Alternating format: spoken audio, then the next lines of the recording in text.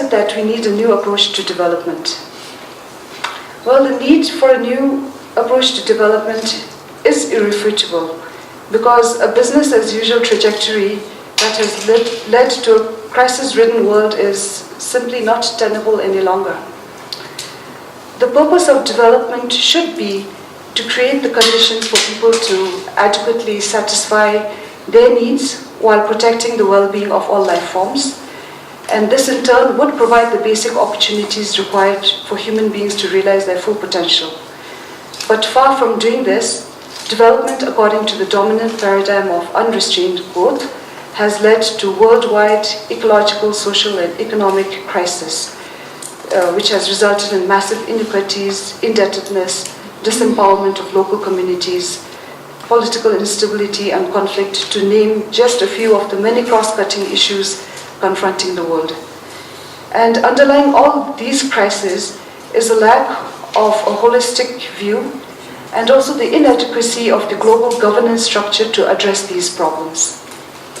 Moreover, the use of gross domestic product as the central measure of progress in the current growth-based paradigm has serious limitations. GDP only measures and aggregates marketed economic activity, and it does not distinguish between those activities that create benefit and those that signify decline in well-being. Nor does it include activities that are outside the market, such as unpaid work. But of course, we must recognize that GDP was never designed nor intended to be the measure of a nation's welfare. Unfortunately, this is what it is being used for since many decades ago. So moving on, what would a new development framework that is inspired by GNH look like? To start with, it would take the vision of societal happiness as a wider lens to view human progress within planetary limits. Using this lens of societal happiness, it would first identify the explicit needs that development must address towards achieving well-being and societal happiness. It would also examine and learn from the underlying causes and conditions that have led to the current crisis and the simultaneous failure to meet those needs. Once we have this more accurate focus on real needs, we would then be able to detail a holistic development agenda by formulating the necessary structures, policies, and mechanisms to conserve nature, attain inclusive and sustainable socio-economic development, promote and preserve culture, and strengthen good governance. I'm sure you will recognize that these are the 4 pillars of GNH.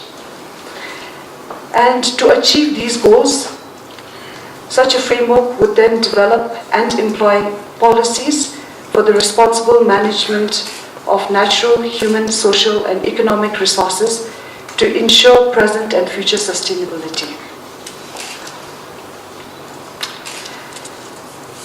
The new paradigm framework sees societal well-being as the desired outcome of all these structures and policies.